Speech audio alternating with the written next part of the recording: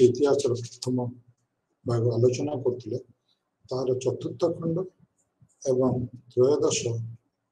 Unit को आम आलोचना करिबा 13th यूनिट दैट इज जनपद and महाजनपद Alexander's invasion of India, Mauryan Empire, rise of Magadha and Mauryan Empire. आज जो विषयटी आज आम आलोचना बर्तमान करने जाऊे जनपद और महाजनपद ये विषयटी आलोचना करने पूर्व मु मन पकई देवाक चाहे जे आम वैदिक जुग संपर्क जो आम आलोचना करते से समय आम राजनैतिक क्षेत्र में केते गुड़िए विषय पर आलोकपात करते यथा भाव प्रारंभिक वैदिक जुग वैदिक जुग जो छोट छोट राष्ट्र गुड़िक राज्य गुड़िक जोड़ा गोटे गोटे गोष्ठी विभक्त हो एक राष्ट्र परिणत होते जनक होता परवर्ती वैदिक जुगे से परिवर्तन आसला राजा मानक क्षमता वृद्धि पाइला राजनीतिक क्षेत्र में अनेक परिवर्तन आसला कहीं अर्थनैतिक क्षेत्र में परिवर्तन आसला अर्थनैतिक क्षेत्र में जो परिवर्तन आसला राजनीति को सुदृढ़ करने एक प्रकार खुराक जोगैथिला एवं यही दृष्टिकोण आम विचार कर देखा बर्तमान राजा एक नियमित कर बा खजना कृषक एवं व्यापारी मान पाइबा सक्षम हेले एवं यही पैसा को यही कर खजनार नियमित शासन कार्य परिचालना करने एवं एक सामरिक बाहिनी रक्षणाबेक्षण करने उपयोग कर फल आम देखु अनेक राज्य बा राष्ट्र गुड़िकर उत्पत्ति है मुख्यतः गंगा उपत्यका ही देखा मिलला कहीं परवर्ती वैदिक जुग मुख्यतः गंगा जमुना उपत्यका ही संगठित होता गंगा जमुना उपत्यका ही आविर्भाव होता परवर्ती वैदिक जुगर मुख्य केन्द्र था गंगा जमुना उपत्यका एवं यही राष्ट्र गुड़िक कालक्रमे निजर भितर क्षमता को हासिल करने निजर बड़पणिया देखा सुप्रीमेसी को जाहिर करने निज निज भितर लड़ाई करते एवं जार फलस्वरूप छोटिया छोटिया जनपद गुड़िक शक्तिशाली जनपद मान द्वारा कबलित हो जनपद गुड़िकर आकार बढ़ार साहाय्य कले जहाँकि महाजनपद ना नामित निजक महाजनपद ना नामित कर शासन प्रतिष्ठा कले शासन करने को सक्षम है एवं यही भाव में आम देखा पाऊ जे उत्तर भारत में मुख्यतः गंगा जमुना उपत्यका एवं से भाव में मध्य भारत सेंट्रल भारत इंडिया रे एवं दक्षिणात्य अंचल दक्षिणा पथ जहाँ आम कहूँ से अंचल को नहीं केते गुड़े जनपद एवं महाजनपद मान सृष्टि है ये दृष्टि देखिले षष्ठ शताब्दी ख्रीष्टपूर्व षष्ठ शताब्दी थिला एक गुरुत्वपूर्ण जुग षष्ठ शताब्दी 300 ख्रीष्टपूर्व 300 शताब्दी मध्य अनेक क्षेत्र में परिवर्तन आसला आम आलोचना अवश्य कर सारी बौद्ध धर्म और जैन धर्म बौद्ध धर्म उत्पत्ति और जैन धर्म प्रचार धार्मिक क्षेत्र में परिवर्तन अर्थनैतिक क्षेत्र में परिवर्तन एवं यही सब परिवर्तन मध्य राजनैतिक क्षेत्र में परिवर्तन अन्यतम सो यही परिप्रेक्षी आम ख्रीष्टपूर्व षष्ठ शताब्दी में उत्तर भारत मध्य भारत एवं दक्षिणात्य अंचल केते गुड़िए महाजनपद मान उत्पत्ति देखा पाऊ यही महाजनपद मान मोट संख्या थिला 16टी जहाँकि आम अनेक ऐतिहासिक स्रोत बा उपादान मान पाई अनेक बौद्धिक साहित्य जैन साहित्य एवं ब्राह्मण धर्मर साहित्य यही सब जनपद मान ना मिलता है सेगुड़िकर मोट संख्या 16 थी 16 महाजनपद नाम नामित करा जाता है साधारणतः जनपद कहले आम से जगह को बुझू जो गोटे गोष्ठीर लोक किछि लोक निजर पदस्थापन करथांती एवं से जन मानकर पद बा जोटी पड़ी था जोटी निर्दिष्ट भाव स्थापन होता है जनपद कहू एवं यह एक निर्दिष्ट क्षेत्र में प्राय संगठित होता है प्राय होता है एवं आपको परिचालना करने एक राजनैतिक शक्ति मध्य था एक प्रशासनिक शक्ति था एक शासक गोष्ठी था आपको आम जनपद जनपद एवं महाजनपद मध्य संपर्क है जनपद गाँ बा विलेज को लेकिन गढ़ी था महाजनपद गाँ विलेज नगर सहर इत्यादि को नहीं एक विशाल आयतन विशिष्ट राष्ट्र होता है एवं आम कही समय षष्ठ शताब्दी एक प्रकार टेरिटोरियल बा एक निर्दिष्ट आयतन विशिष्ट राष्ट्र उत्पत्ति यदि आम राष्ट्र संज्ञा को तर्जमा करवा बा आलोचना करिया गोटे राष्ट्र चारोटी मुख्य लक्षण थाए यथा जनसंख्या द्वितीयटी है सरकार तृतीयटी है टेरिटोरी बा गोटे सीमाबद्ध अंचल चतुर्थटी है गवर्नमेंट यही सब दृष्टि गुड़ी को आम जदि षष्ठ शताब्दी महाजनपद गुड़िकर आलोचना करवा ताले देखा एगुड़िक गोटे गोटे राष्ट्र कहले अत्युक्ति हम यही महाजनपद गुड़िकर जो आम व्याख्या आलोचना पाचु वर्णना पाचु कौट पाचु आम मान पाखे अनेक से भाया तथ्य उपादान अच्छी जहाँ जो आम महाजनपद गुड़िकर वर्णना पाई था यथा ब्राह्मणी काल ब्राह्मण धर्म साहित्य जैन धर्म साहित्य एवं बौद्ध धर्म साहित्य या व्यतीत केतक प्रत्नतात्विक गवेषण आम किसी तथ्य पाई था जहाँकि महाजनपद मानकर अस्तित्व एवं सेमानकर परिचालनागत राजनैतिक कार्यधारा संपर्क आमको किछिटा धारणा प्रदान करते ब्राह्मणी काल धर्म साहित्य मध्य आम मान पाखे पाणिनिकर व्याकरण Ashtadhyayi account of Panini similarly Maitreya ब्राह्मण शतपथ ब्राह्मण रामायण एवं महाभारत भाया महाकाव्य विभिन्न प्रकार पुराण इत्यादि अच्छा जैन टेक्स्ट जैन धर्म ग्रंथ मान मध्य जहाँ मुख्य एवं गुरुत्वपूर्ण धर्म ग्रंथ सेगुड़िक मध्य अच्छा कल्पसूत्र उत्तराध्यायन सूत्र बुद्धिस्ट स्क्रिप्चर बा बौद्ध धर्मशास्त्र मानक महावंशका अंगुत्तर निकाय मझिम निकाय कुंभकार जातक महापरिनिर्वाण सुक्तांत इत्यादि यही सब गुड़िक जो जनपद मानकर व्याख्या जनपद मानकर वर्णना जनपद मान संपर्क में आमको सम्यक सूचना दे था समस्ते गोटे प्रकार सूचना दे न था मध्य किछिटा तारतम्य पार्थक्य परिलक्षित होता है किंतु ये सब तारतम्य एवं परिलक्षित मध्य आमको जहाँ निर्दिष्ट भाव में 16 जनपद मानकर ना मिलता है सेगुड़िक है काशी कौशल अंग मगध ब्रिजी बा बज्जी मल्ल चेदी बत्स कुरु पांचाल मत्स्य माछ सुरसेन अस्माक बा अशाक अवंती गांधार एवं कंबोज बौद्ध धर्मशास्त्र दीघ निकाय मात्र 12टी जनपद मानकर ना दे था एवं 12टी जनपद मानक मध्य आउ 4टी जनपद जथा अस्माक अवंती गांधार एवं कंबोज ये जनपद मानक ना बौद्ध धर्मशास्त्र दीघ निकाय आम पाई न था बोधे ये 4टी जनपद जेहेतु गोटे दक्षिणा पथर अवस्थित थिला आउ 3टी आउ गोटे दक्षिणा पथ पाख मध्य भारत में एवं आउ 2टी उत्तर पश्चिम कोण अवस्थित थिला से बोधे दीर्घ निकाय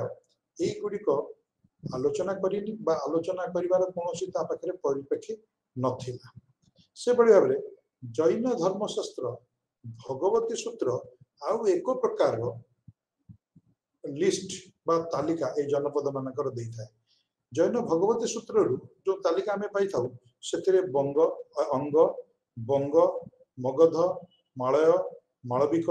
अच्छ, बच्छ, कोच्छ, पद्ध, लाट बा लाड़,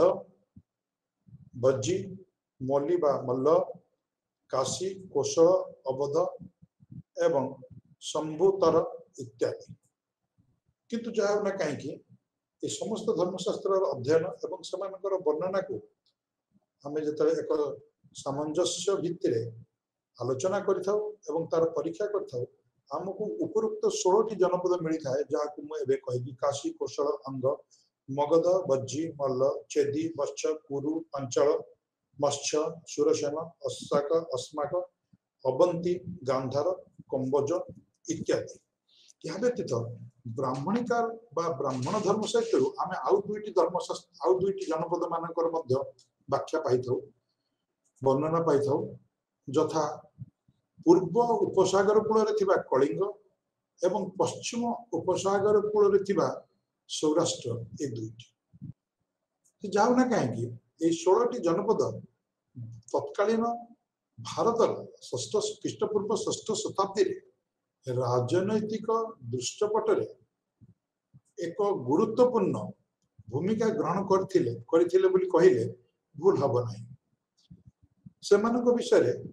किछिटा आलोचना करने निहाती आवश्यक। प्रथम आलोचना करबा काशी। काशी एक जनपद जहाँकि आजिर पूर्व उत्तर प्रदेश रे अवस्थित। आमे समस्ते वाराणसी बा बनारस नाम परिचित, बनारस सहित बेस परिचित। ये काशी जनपदटी बनारस एवं ता पाखापाखि अंचल को नहीं गठित होइतिला एवं ये जनपदटीर दुई पाखे दुईटी नदी गंगार दुईटी शाखा नदी बही जाउथिले यथा वरुण एवं आसी एवं सेथिपाई एई शहरटी बा नगरी प्राचीन समय बहुत प्राचीन समय एक शिक्षा केंद्र, शिक्षा एवं संस्कृतिर केंद्र थिला कहले भूल हेब नाही। एवं काशी रे राजनीति करतुआ प्रथम राजा ना आमे जहाँ पाई थाउ ना था अश्वेशन। जैन धर्म आलोचना कला बेले आमे काशी राजा अश्वेशन को विषय आलोचना करथिले जे कि महावीर पिता थिले एवं 6ठ शताब्दी बेलू काशी रे राजनीति करुथिले ब्रह्मदत्त नामक जने राजा जे कि कोशल राजा दिघिति को मध्य परास्त करथिले। किंतु परवर्ती अवस्था रे काशी कोशल द्वारा परास्त होई कोशल एक अंश भाव स्थान पाइथिला। अन्य पक्षरे कहले काशी कोशल द्वारा पराजित होई निजर स्वाधीनता हराई बसीथिला एवं कोशल परवर्ती महाजनपद थिला कोशल एवं एक कोशल राज्यटी आजिकार अवध बा औध जहाँ अयोध्या कहूँ यही अंचल एवं ता पाखापाखि अंचल को नहीं गठित होइतिला एवं कोशल राज्य मध्य दे बही जाउतला गंगा नदीर एक गुरुत्वपूर्ण शाखा जहाँ को सरोज नदी कहा जाए एवं ये सरोज नदी द्वारा कोशल राज्यटी दुई भाग में विभक्त होता दक्षिण कोशल एवं उत्तर कोशल। जो उत्तर कोशल राजधानी थिला श्रावस्ती एवं दक्षिण कोशल राजधानी थिला कुशवती। अयोध्या, साकेत एवं श्रावस्ती काशी एक कोशल राज्यर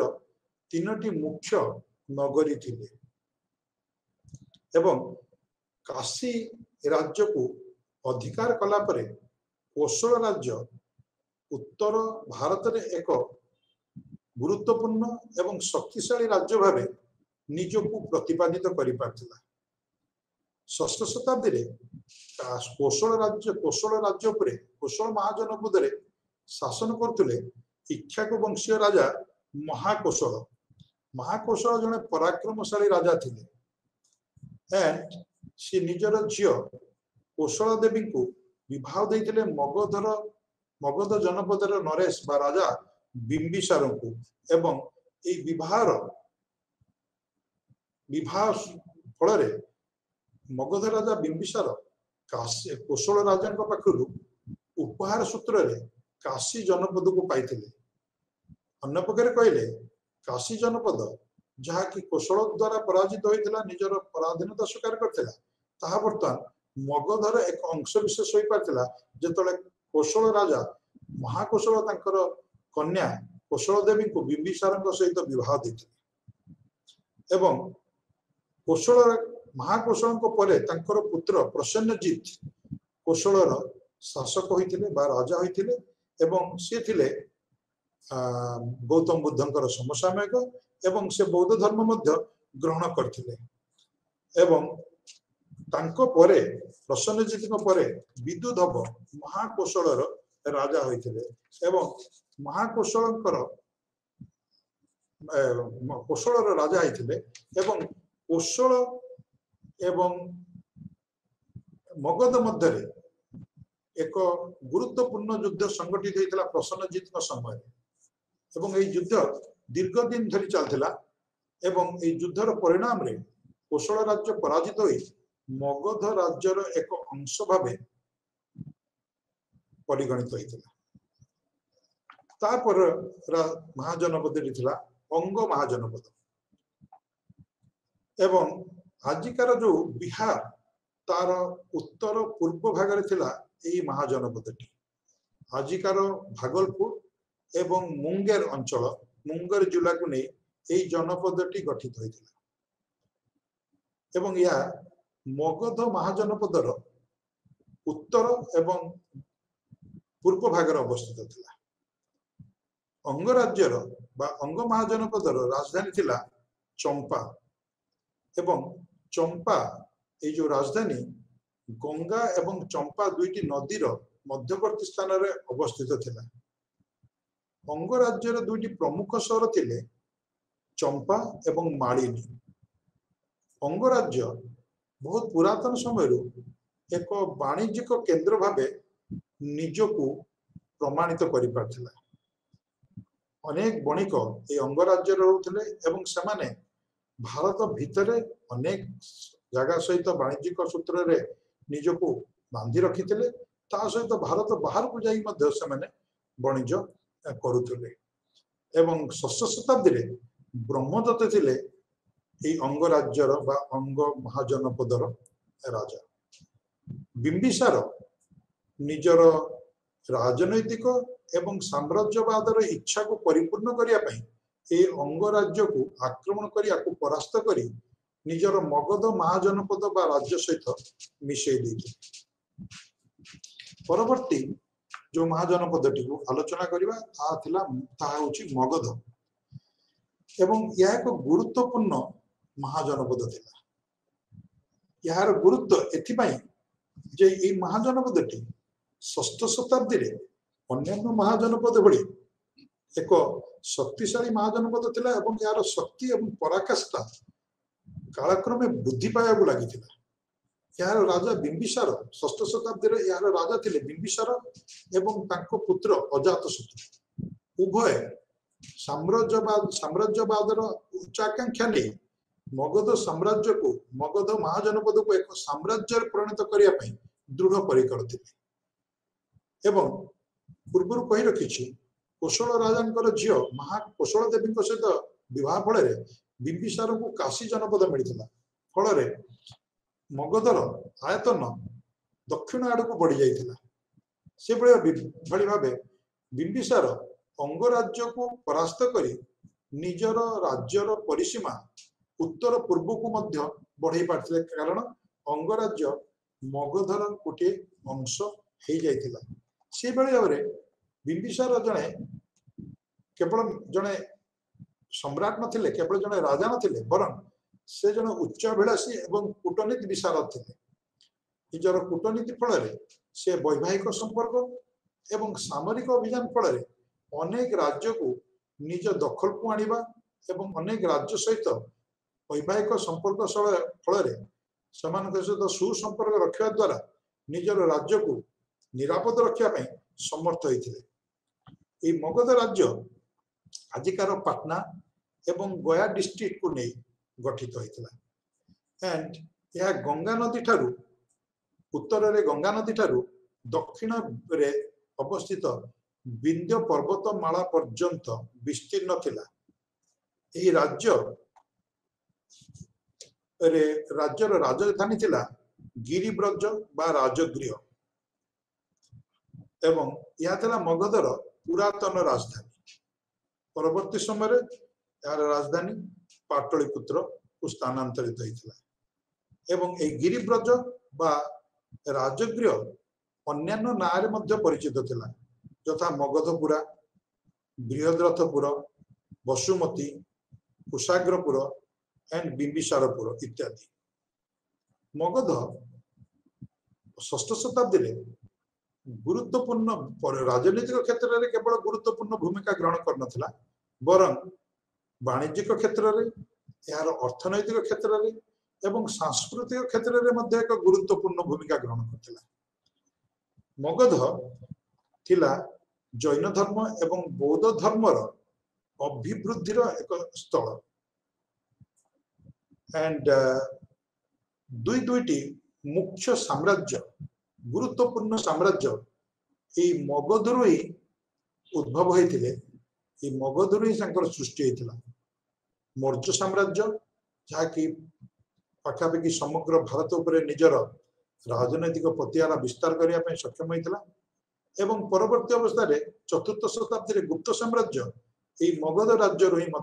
उद्भव होता। ये मगध राज्य एक सांस्कृतिक केंद्र थिला बा सांस्कृतिक कार्यक्रम प्राणबिंदु थिला ताहा आमे आलोचना करथिले जे बौद्ध धर्म एवं जैन धर्मर अभिवृद्धि एवं प्रचार प्रसार ये मगध राज्य ही संभव होता एवं मगधर सर्व प्राचीन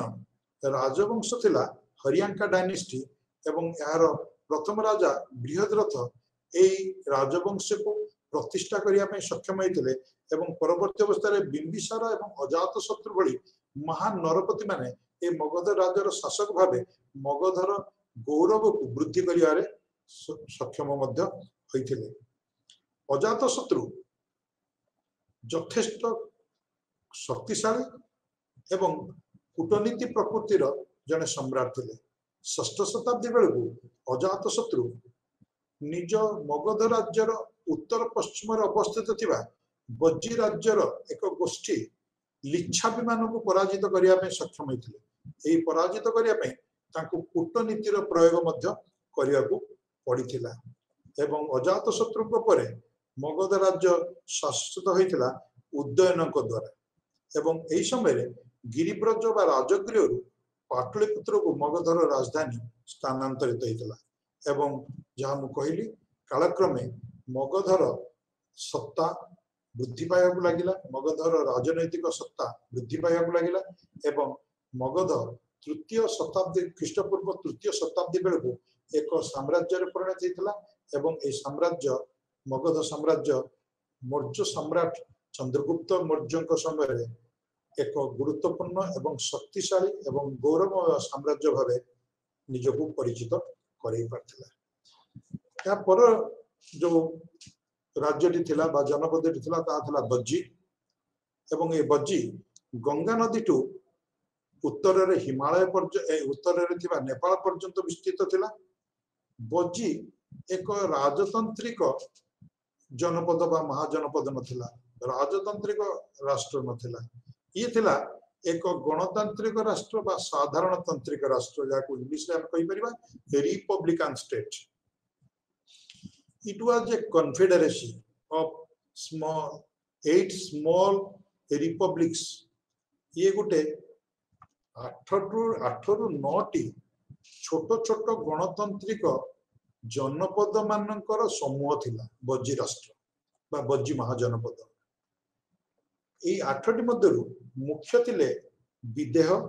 लिच्छाबी, ज्ञांत्रिक, बज्जी एवं आमे ज्ञांत्रिक क्लान बा ज्ञांत्रिक गोष्ठी विषय आलोचना करछे। जो ज्ञांत्रिक गोष्ठी रे जन्म होइतिले महावीर, वर्धमान महावीर एवं मिथिला जहा कि विदेहर राजधानी थिला।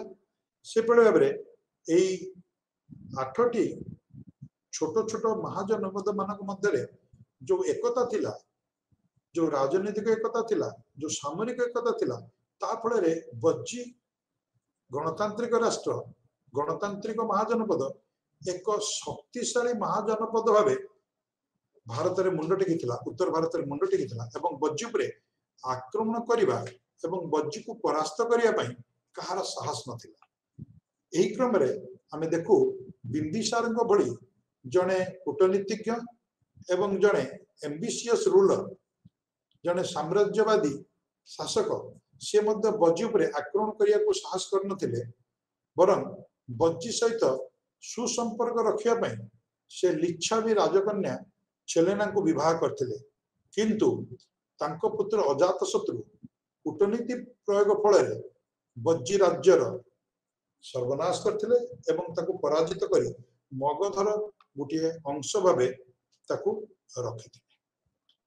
आउ एक राज्य बा राष्ट्र बा महाजनपद तिला मल्ल ये मध्य गोटे रिपब्लिकान बा गणतांत्रिक राष्ट्र थिला बा साधारणतांत्रिक राष्ट्र थिला एवं मल्ल मध्य दुई भाग रे विभक्त होइथिला गोटे नदी द्वारा आकु कहउथिला कुका नदी एवं यार कैपिटल थिला कुशीनगर एवं आउ गोटे पाखर मल्लर कैपिटल थिला पाबा एवं कुशीनगर आज जो काशिया अंचल गोरखपुर पाखरे ता सहित आमे ताको आइडेंटिफाई करथौ बा आजिकार काशिया नगर प्राचीन कुशीनगर थिला बोली अनेकंकर मत। सो एतु जना पड़े उत्तर प्रदेश आजिकार उत्तर प्रदेश उत्तर अंचल जो गोरखपुर अंचल अवस्थित ता पाखापाखि अंचल को नहीं मल्ल राज्यटी गठित होता एंड मल्ल राज्य बौद्ध धर्म एवं जैन धर्म दुईटी धर्म पर एक गुरुत्वपूर्ण अंचल थिला कारण महावीर जीनकर शेष दिन मल्ल राज्य रे कटिथिला एवं पावापुरी ठारे से निजर शेष निश्वास त्याग करथिले। से बड़ी भाव में कुशीनगर ठारे गौतम बुद्ध महापरिनिर्वाण प्राप्त होइथिले बा तांकर शेष निश्वास त्याग करथिले एवं से बड़ी भाव में अनेक बुद्धंकर अनेक प्रिय शिष्य यही मल्ल राज्य ही आसीथिले यथा आनंद उपली अनिरुद्ध देवदत्त खंडसुमन इत्यादि बुद्धंकर परम एवं प्रिय शिष्य मल्ल राज्य ही आसीथिले। आउ गोटे राज्य बा राष्ट्र महाजनपद चेदी जहाँकि बुंदेलखंड अंचल उत्तर प्रदेश दक्षिण बुंदेलखंड एवं ता पाखापाखि अंचल को नहीं गठित होता। ये अंचलटी जमुना एवं नर्मदा नदीर मध्यवर्ती अंचल थिला एवं चेदीर राजधानी थिला सुक्तिमती आज जो बंडा अंचल कहूँ उत्तर प्रदेश रे सेठी थिला सुक्तिमती एवं चेदी एक प्राचीनतम गोष्ठी भावे आम वैदिक शास्त्र से वर्णना देखा पाई था एवं चतीय जातक बौद्ध जातक महासमंत को चेदीर प्रथम राजा भावे अभिहित करथाए। चेदी वंशर गोटे अंश चेदी वंशर गोटे भाग बोधे कालक्रमे परवर्ती अवस्था कलिंग आड़ को आसी एवं कलिंग एक वंश स्थापन करथिले जार तृतीय जेनेरेशन बा तृतीय पुरुष भावे खारवेलंकर जन्म होइथिला। सो खारवेल थिले चेदी राजवंशर दयाद कलिंग से कालक्रमे चेदी राष्ट्र बोधे कलिंग आड़ को निजर परिव्याप्ति करथिला निजर राज्यर विस्तृति करथिला। आउ गोटे महाजनपद बश्च जहाँकि आजिकार अल्लाहाबाद एवं ता पाखापाखि अंचल को नहीं गठित होइथिला। बश्च एक समृद्धशाली एवं एक शक्तिशाली महाजनपद थिला जेहेतु गंगा नदी बश्च राज्य मध्य प्रभावित होते से बश्च राज्य कृषि क्षेत्र में शस्य श्यामल थिला एवं बश्च व्यापार वाणिज्य क्षेत्र में अग्रणी थिला। फल बश्चर समृद्धि को बश्चर पड़ोशी राज्य अवंती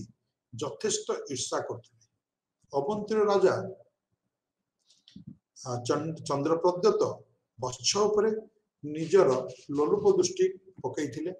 बश्च राज्य को पराजित करी निजर राज्य अवंती सहित मिशिया चेष्टा करथिले किंतु बश्च राज्यर राजा उदयन एक युवक एवं जने अत्यंत उच्चाकांक्षी राजा थिले जे कि बत्स राज्य को निरापद रखा सहित परवर्ती अवस्था रे अवंती राजा सहित वैवाहिक संपर्क जोग करथिले वैवाहिक संपर्क सहित जड़ित होइथिले एवं कालक्रमे उदयन अवंती राज्य को निजर पतियारा बा निजर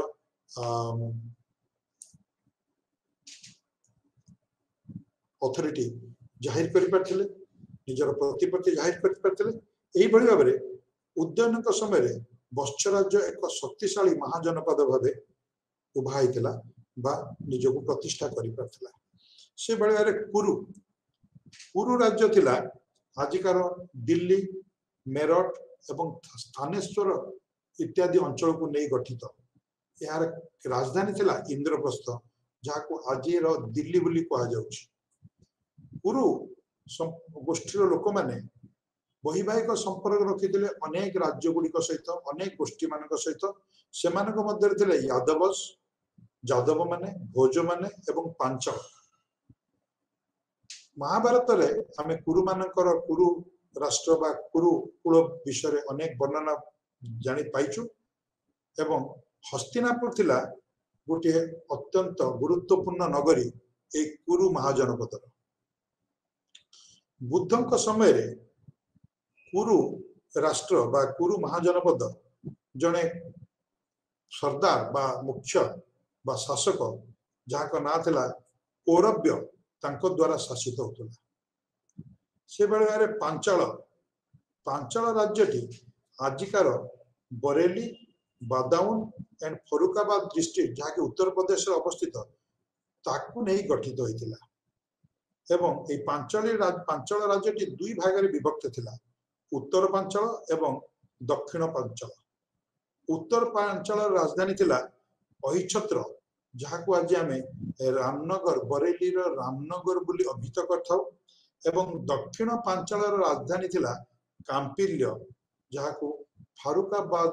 आजिकार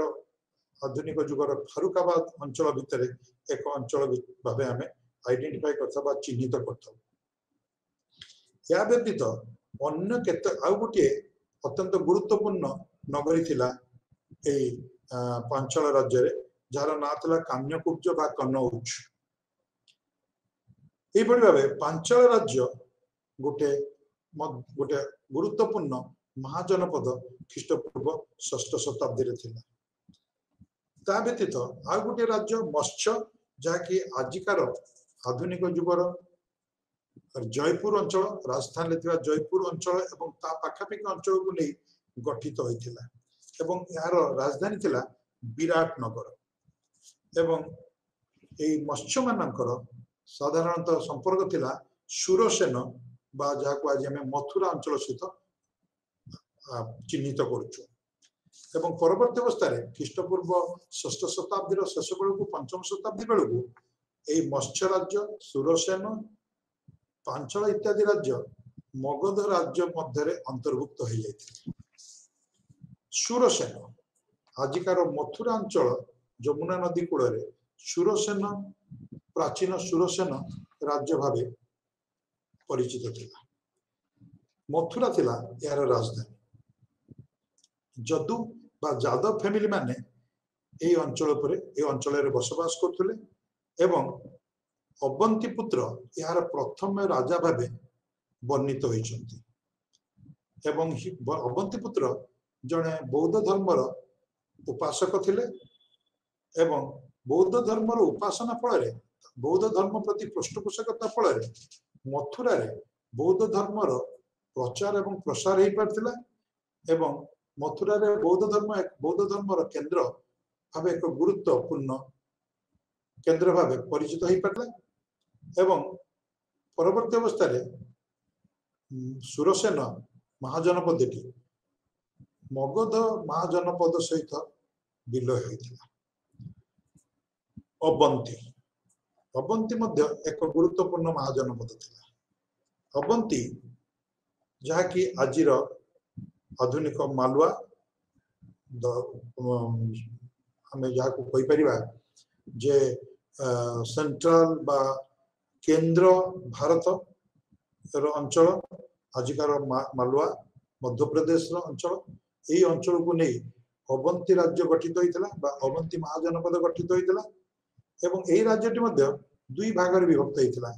नॉर्थ बा उत्तर अवंती एवं दक्षिण अवंती ये दुईटी अवंती भितर बही जाउतला गोटे नदी तार ना थिला बेत्रावती महिष्मती थिला उत्तर अवंतीर राजधानी एवं दक्षिण अवंतीर राजधानी थिला उज्जैन एवं उज्जैन अवंती गोटे बौद्ध धर्मर एक गुरुत्वपूर्ण केंद्र भावे षष्ठ शताब्दी रे चिन्हित होता बा निजर मुंड टेकिथिला एक बौद्ध धर्मर एक गुरुत्वपूर्ण केंद्र भावे एवं यार राजा प्रद्युत से समय रे षष्ठ शताब्दी रे जने प्रसिद्धि लाभ करथिबा राजा थिले जने शक्तिशाली राजा थिले एवं से निजर राज्य बा महाजनपदर बाउंड्री बा तार परिसीमा निजर पाखापाखि अंचल थिबा छोट बड़ राज्य को हरै वृद्धि करिवारे सक्षम होइतिले एवं से मध्य बत्स राज्य उद्ययन को परास्त करी तांको राज्य को निजर अवंती राज्य सहित मिसेबार आकांक्षा रखिथिले किंतु तांकर ए आकांक्षा पूर्ण होई पार नथिला कारण अवंती बत्स राजा उद्ययन मध्य जने उच्चाकांक्षी राजा थिले शक्तिशाली राजा थिले एवं चंड पद्धतंकर ए जो मनोवृत्ति थिला ताकू से साकार हवा पे देई नथिले परंतु चंड पद्धत बाध्य होई अवंती राजा बत्स राजा उद्ययन सहित वैवाहिक संपर्क स्थापन करथिले निजर कन्या वासवदत्ता को बत्स राजा उद्ययन सहित विवाह देथिले एवं चंड पद्धतंक परे बत्स राजा उद्ययन कौशल राज्य मध्य राजा मध्य होइथिले किंतु उद्ययन परे मगध ए अवंती एवं बत्स दुईटी राज्य को निज मध्य सामिल कर नैथिला एवं अवंतीर शेष राजा थिले नंदीवर्धन सेमिति आउ गोटे राजा थिला अस्मा राज्य थिला अस्माक बा अशोक ए राज्यटी बा ए महाजनपदटी दक्षिणापथ बा दाक्षिणात अंचल रे प्रतिष्ठित होइतिला एवं गोदावरी नदी नर्मदा नदी मध्य ए राज्यटी अवस्थित थिला एवं यार राजधानी थिला पोटाली बा पटना एवं ए अस्माक राज्यर राजा माने इक्ष्वाकु वंशर थिले ए महाभारत अनुसार महाभारत रे वर्णना करा जायछि जे अस्माक राज्य टी राजा अस्माकंक द्वारा प्रतिष्ठा करा जायथिला एवं तार मुख्य नगरी बा राजधानी नगरी थिला पटना सेमिति आउ जने राजा ए अस्माक नगरी सहित अस्माक राज्य सहित संश्लिष्ट थिले तांका ना थिला मूलक एवं ब्रह्मदत्त अस्माकर आउ जने राजा कलिंगर राजा ब्रह्मदत्तଙ୍କ समसामयिक थिले बोली कलिंग बोधी जातकरू आमे जानिया को पाई थाउ या परे आउ गोटे राजा राज्य बा आउ गोटे राष्ट्र उत्तर पश्चिम कोण रे आविर्भाव होइथिला षष्ठ शताब्दी रे ये मध्य एक शक्तिशाली राष्ट्र थिला एक शक्तिशाली महाजनपद थिला एवं एही राष्ट्र बा एही महाजनपदी ना एही महाजनपदटीर ना थिला गांधार आजिकार पेशवार एवं राउलपिंडी अंचल जहाँ कि एबे आधुना पाकिस्तान रे अवस्थित एही अंचल दुईटी को नहीं गठित होइतिला तत्कालीन गांधार महाजनपद यार राजधानी थिला तक्षशिला तक्षशिला एक गुरुत्वपूर्ण स्थान थिला एही नगरटी उभय वाणिज्य एवं शिक्षार एक गुरुत्वपूर्ण एवं प्रसिद्ध केंद्र भावे से समय परिचित थिला तक्षशिला प्राचीन भारत रे एक वाणिज्यिक केंद्र छड़ा एक शिक्षा केंद्र भावे गुरुत्व लाभ करथिला तक्षशिला रे थिबा विश्वविद्यालय से समय रे अत्यंत प्रसिद्धि लाभ करथिला भारत वर्षरु एवं भारत बाहर अनेक अंचलरु एठाकू शिक्षा लाभ करिया पय अनेक ଛାତ୍ର ଏଠାକୁ ଆସୁଥିଲେ ଏବଂ ଏଇ ତକ୍ଷଶିଳାରୁ ଆମର ପାଣିନି ଏବଂ ପରବର୍ତ୍ତୀ ଅବସ୍ଥାରେ ଚାଣକ୍ୟ ବା କୌଟିଲ୍ୟ ଯିଏକି ଅର୍ଥଶାସ୍ତ୍ରର ରଚୟିତା এই তক্ষশিଳାରୁ ବିଦ୍ୟା ଆରମ୍ଭ କରି এই ତକ୍ଷଶିଳାରେ ହିଁ ଶିକ୍ଷକତା କରୁଥିଲେ ଏବଂ ବିହୁ ଥିଲେ এই ତକ୍ଷଶିଳାର ବା ଗାନ୍ଧାରର ଜଣେ ଅତ୍ୟନ୍ତ ଶକ୍ତିଶାଳୀ ରାଜା ଏବଂ ଆଉ ଜଣେ ଶକ୍ତିଶାଳୀ ରାଜା ଯିଏକି এই ତକ୍ଷଶିଳାରେ ଶାସନ କରୁଥିଲେ ଗାନ୍ଧାର ଉପରେ ଶାସନ କରୁଥିଲେ ତାଙ୍କ ନାଁ ଥିଲା ନଗ୍ନଜିତ ଷଷ୍ଠ ଶତାବ୍ଦୀରେ ତକ୍ଷଶିଳା ପରେ ଆଉ ଜଣେ ରାଜାଙ୍କର ଶାସନ ଥିଲା ଯିଏକି ତାଙ୍କ ନାଁ ଥିଲା ଉକୁସତି and ସେ ଥିଲେ ବିମ୍ବିସାର ମଗଧର ବିମ୍ବିସାରଙ୍କର ସମସାମୟିକ ସୋ ଏହିଭଳି ଭାବରେ ତକ୍ଷଶିଳା ଗାନ୍ଧାର ଯାହାର ରାଜଧାନୀ ଥିଲା ତକ୍ଷଶିଳା ଏକ ଗୁରୁତ୍ୱପୂର୍ଣ୍ଣ ଜନପଦ ଉତ୍ତର ପଶ୍ଚିମ କୋଣ ଭାରତର ଉତ୍ତର ପଶ୍ଚିମ କୋଣରେ ମୁଣ୍ଡ ଟେକିଥିଲା କମ୍ବୋଜ ଆଉ ଗୋଟିଏ ମହାଜନପଦ ଯାହାକି ଭାରତର ଏଇ ଉତ୍ତର ପଶ୍ଚିମ କୋଣରେ ମଧ୍ୟ ଅବସ୍ଥିତ ଥିଲା ଏବଂ ଆଜିର ଯୋଉ ରାଜୌରୀ ଅଞ୍ଚଳ ବା ରାଜପୁରା ଅଞ୍ଚଳକୁ ନେଇ ଏବଂ ତା ପାଖାପାଖି ଅଞ୍ଚଳକୁ ନେଇ ଏହି କମ୍ବୋଜ ଅଞ୍ଚଳଟି ଗଠିତ ହୋଇଥିଲା ମହାଭାରତରେ କମ୍ବୋଜ ସମ୍ପର୍କରେ ମଧ୍ୟ ବର୍ଣ୍ଣନା କରାଯାଇଛି କୁହାଯାଏ ଯେ ମହାଭାରତର କର୍ଣ୍ଣ এই କମ୍ବୋଜ ମଧ୍ୟକୁ ପ୍ରବେଶ କରି କମ୍ବୋଜର ଲୋକମାନଙ୍କୁ ପରାସ୍ତ କରିଥିଲେ ଏହି କମ୍ବୋଜର ରାଜା ଥିଲେ ଚନ୍ଦ୍ରବର୍ମନ and ସୁଦକ୍ଷିଣ ଷଷ୍ଠ ଶତାବ୍ଦୀ ଖ୍ରୀଷ୍ଟପୂର୍ବରେ ପରବର୍ତ୍ତୀ ଅବସ୍ଥାରେ କମ୍ବୋଜ ଏବଂ ଗାନ୍ଧାର ପର୍ସିଆର ରାଜା ଡାରିୟସଙ୍କ ଦ୍ୱାରା ଆକ୍ରମଣର ଶିକାର ହୋଇ ପରାଜିତ ହୋଇଥିଲେ ଏବଂ କମ୍ବୋଜ ପର୍ସିଆ ଦ୍ୱାରା କବଳିତ ମଧ୍ୟ କିଛି ସମୟ ପାଇଁ ହେଇଥିଲା ଏବଂ ଆଲେକଜାଣ୍ଡାର ଆସିବା ସମୟରେ এই ଅଞ୍ଚଳଗୁଡ଼ିକୁ ଉପରେ ସେ ପ୍ରଥମେ ଆକ୍ରମଣ କରିଥିଲେ ଏବଂ এই ଅଞ୍ଚଳଗୁଡ଼ିକୁ ପରାଜିତ କରି ନିଜର ଅକ୍ତିଆରକୁ ବା ନିଜର ଶାସନ ମଧ୍ୟକୁ ନେଇଥିଲେ ସୋ ଇଏ ଥିଲା 16ଟି ମହାଜନପଦ ଏହା ବ୍ୟତୀତ ଆଉ 2ଟି ମହାଜନପଦର ବର୍ଣ୍ଣନା ମିଳିଥାଏ ଯାହାକୁ ମୁଁ କହିଲି ଯେ ଗୋଟିଏ ମହାଜନପଦ ଥିଲା ପୂର୍ବ ସାଗର କୂଳରେ ଯାହାକୁ ଆଜି ଆମେ ବେ ଅଫ ବେଙ୍ଗଲ କହୁଛୁ ବଙ୍ଗୋପସାଗର ତାର ନାଁ ଥିଲା କଳିଙ୍ଗ ଆମେ କଳିଙ୍ଗ ବୋଧି ଜାତକରୁ କଳିଙ୍ଗର ଅବସ୍ଥିତି ସମ୍ପର୍କରେ ଜାଣିଥାଉ ଏହା ବ୍ୟତୀତ ବ୍ରହ୍ମଦତ୍ତ ଥିଲେ ସେ ସମୟରେ କଳିଙ୍ଗ ରାଜା ଏହା ବ୍ୟତୀତ ସୌରାଷ୍ଟ୍ର ବୋଲି ଗୋଟେ ରାଜ୍ୟ ବା ଗୋଟେ ମହାଜନପଦ ଥିଲା ପଶ୍ଚିମ ସାଗର କୂଳରେ ଯାହାକୁ ଆମେ ଆରବ ସାଗର ବୋଲି କହୁଛୁ ଏବଂ ଆଜିର ଗୁଜରାଟ এই ସୌରାଷ୍ଟ୍ର ସହିତ ଆମେ ଚିହ୍ନିତ କରିପାରିବା এই 16ଟି ମହାଜନପଦ ବ୍ୟତୀତ ଆଉ କେତୋଟି ଜନପଦ ଥିଲେ ଯୋଉଗୁଡ଼ିକ ସ୍ୱାଧୀନ ଭାବରେ ହିମାଳୟର ତରାଇ ଅଞ୍ଚଳ ବା ତା ପାଦଦେଶରେ ଅବସ୍ଥାପିତ ହୋଇଥିଲେ ସେମାନଙ୍କ ମଧ୍ୟରେ ଯୋଉମାନେ ମୁଖ୍ୟ ଏବଂ ଗୁରୁତ୍ୱପୂର୍ଣ୍ଣ ଥିଲେ ସେମାନେ ଥିଲେ ଶାକ୍ୟଜ କପିଳବସ୍ତୁ ଯୋଉଠି ବୌଦ୍ଧ ଧର୍ମଙ୍କର ଯୋଉ ବଂଶରେ ବୁଦ୍ଧଙ୍କର ଜନ୍ମ ହୋଇଥିଲା ଗୌତମ ବୁଦ୍ଧଙ୍କର ଜନ୍ମ ହୋଇଥିଲା Koliyas of Ramagrama Bhaggas of Sumsumara hill Bulis of Allakappa then Kalamas of Kesaputta and Moriyas of Pipphalivana এই ଯୋଉ ମୋରିୟଜ ଅଫ ପିପଳିବନ୍ନ ଯୋଉଟା କି ଆମେ ଚନ୍ଦ୍ରଗୁପ୍ତଙ୍କର ମୂଳ ସ୍ଥାନ ବୋଲି କହିପାରିବା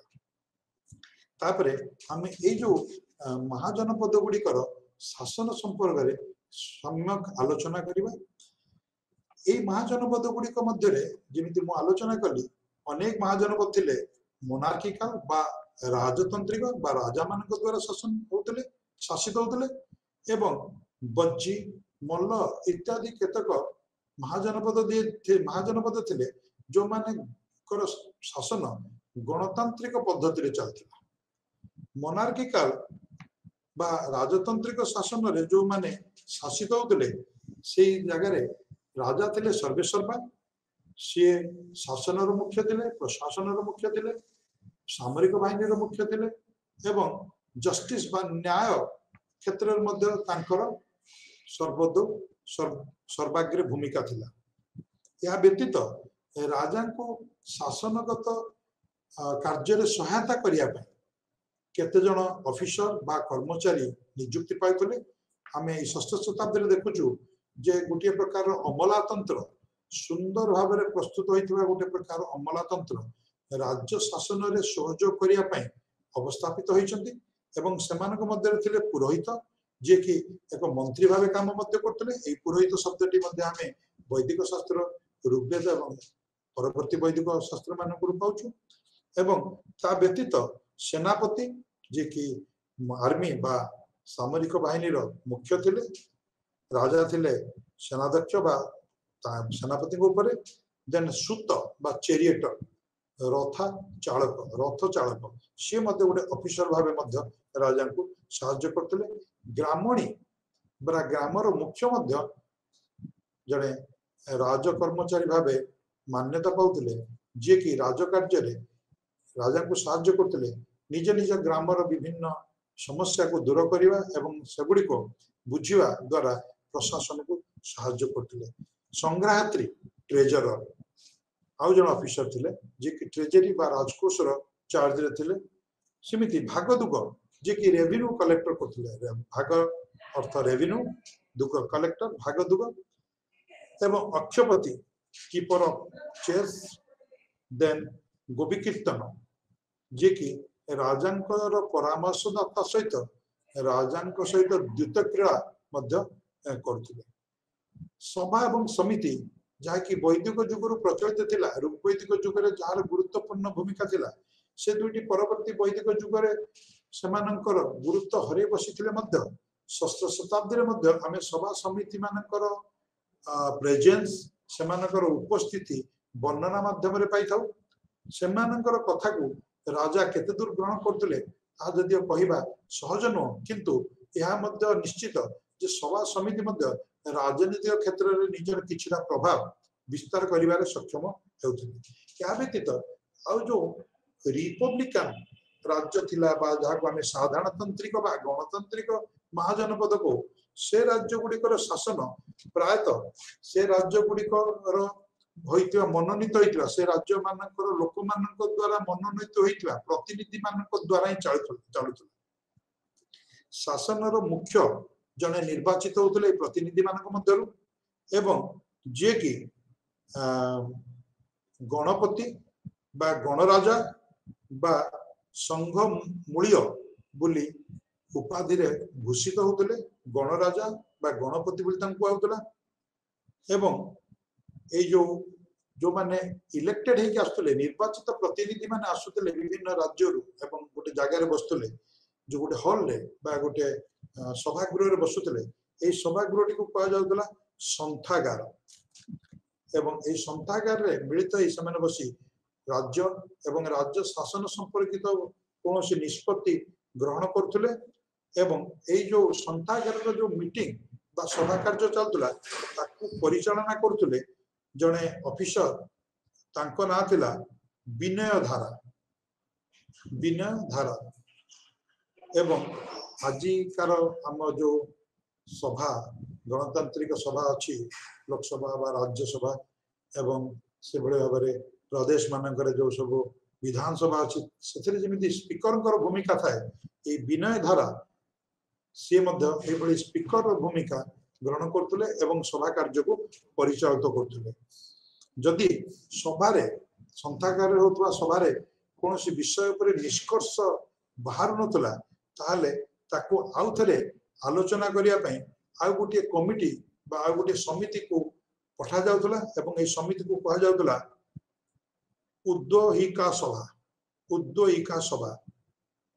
उद्वहिका सभा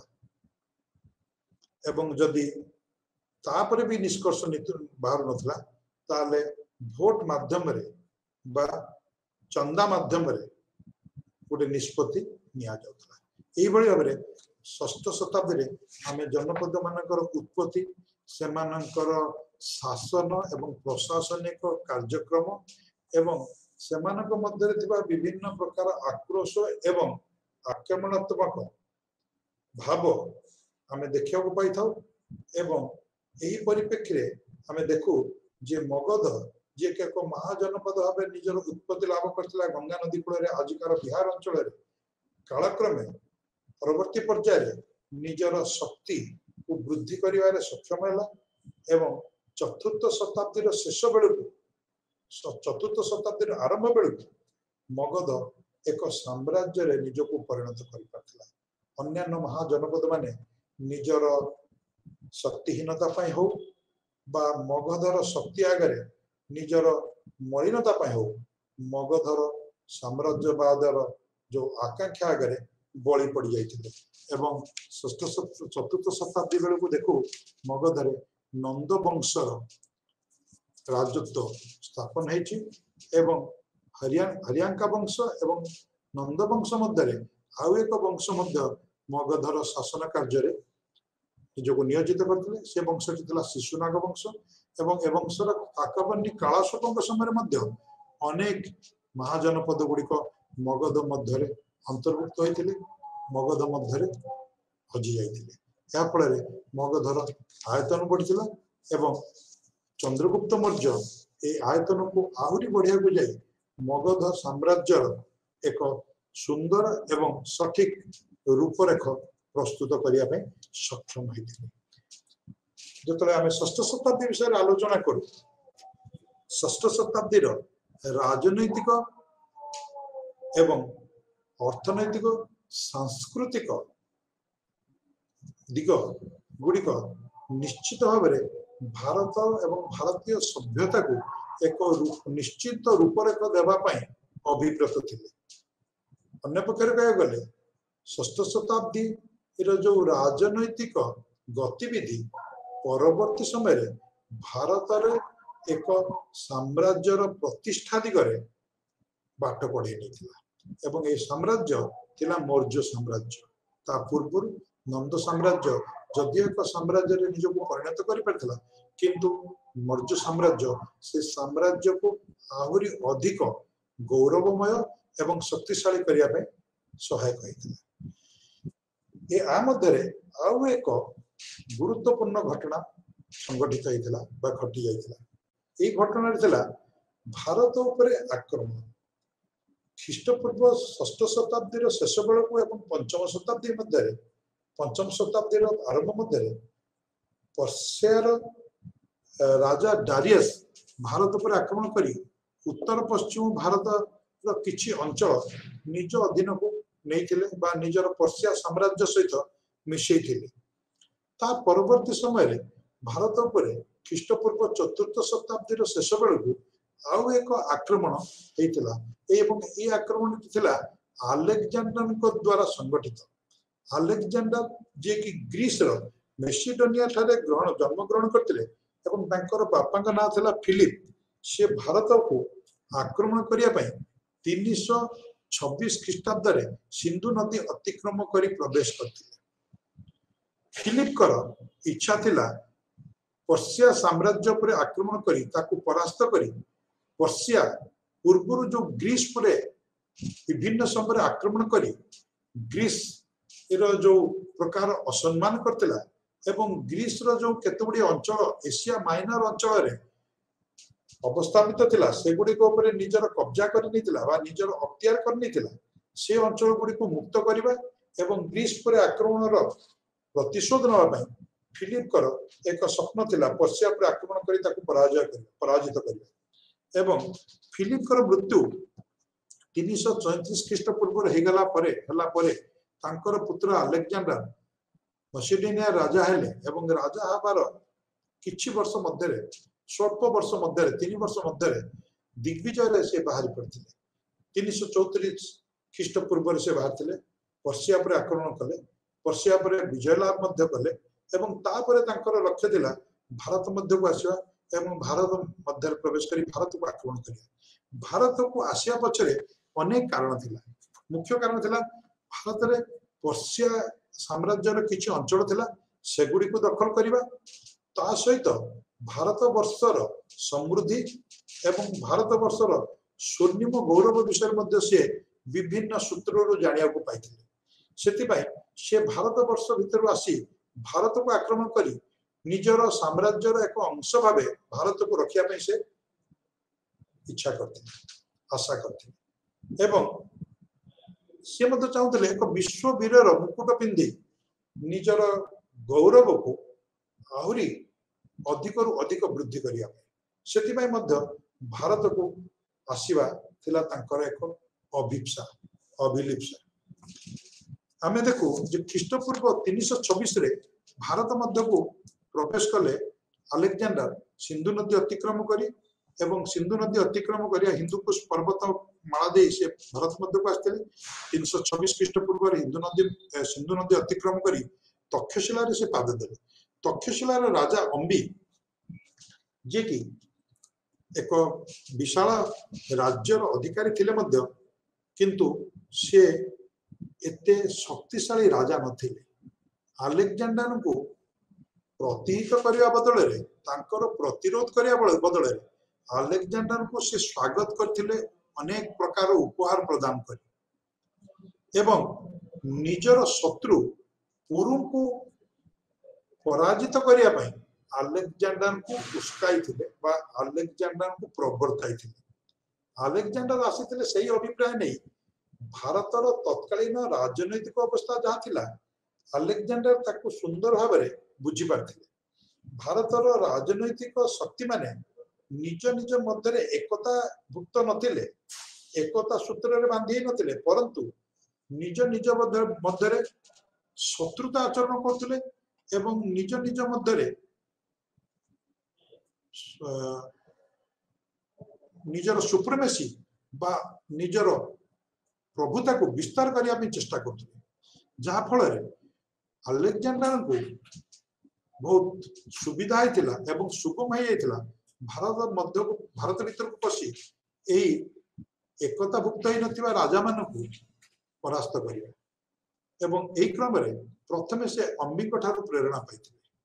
परवर्ती अवस्था से झेलम नदी आड़ को जाते झेलम नदी कूल अवस्थापित सिंधु और झेलम नदी कूल राबी और झेलम नदी कूल अवस्थापित बुरुकर राज्य पौरव कहुए। पुरु जड़े स्वाधीन चेता राजा थे से अलेक्जेंडर आक्रमण यथेष्ट उचित प्रतिरोध करथिले। अलेक्जेंडर को से प्रभावित करथिले निजर सामरिक शक्ति बल। अलेक्जेंडर पुरुंकर युद्ध कौशल पुरुंकर वीरत्व देखि खुशी होते जदियो पुरु अलेक्जेंडर द्वारा परास्त होते किंतु पुरुंकर निर्भीकता स्वाधीन चेता मनोवृत्ति अलेक्जेंडर को प्रभावित करथिला। आमे समस्ते गोटे घटना जानू जे पुरु एवं अलेक्जेंडर जो वार्तालाप प्राय इतिहास समस्त छात्र छात्री को जना अछि। এই জিনিসটি পরম্পরাগত ভাবে সমস্তে এই জিনিসটি को জানিছন্তি যে যেতলে পুরুଙ୍କୁ পচারছন্তি अलेक्जेंडर जे युद्ध परे जे तमे मोठारु की प्रकार सम्मान आशा करछ व्यवहार आशा करछ अलेक्जेंडर पुरु उत्तर देतिले जने राजा अन्य जने राजा ठार जो प्रकार व्यवहार आशा करे सेही प्रकार व्यवहार मु आपन को आशा करछि। अलेक्जेंडर पुरुकर उत्तर रे अलेक्जेंडर केते प्रभावित होइतिले ता हमकु जणा नै किंतु पुरुकर वीरत्व तांको सामरिक पुणिया एवं तांको सामरिक ज्ञान कौशल रे अलेक्जेंडर निश्चित भाव प्रभावित होइतिले एवं पुरु को तांको राज्य फेरई देथिले किंतु निजर जने सेनापति को सत्राप बा शासक भावे सेठारे से उपस्थापन करथिले सेठारे तांको से नियुक्ति देथिले। ता परवर्ती अवस्था रे से रवि नदी अतिक्रम करी चेनाब नदी अतिक्रम करी रवि नदी आड़ को जाइथिले एवं रवि एवं चेनाब मध्य जते गुडी अंचल गुडी थिला सेगुडी को मध्य से जीतिथिले। ता भीतर थिला गोटे अंचल जोंडा कि पंजाब रो कठस से परास्त करथिले किंतु जतले से वितस्ता नदी कूल रे पहुंचिले सेतले से वितस्ता नदी कूल रे सपाकर थिबा नंद राजांकर साम्राज्य एवं गौरव शुणी से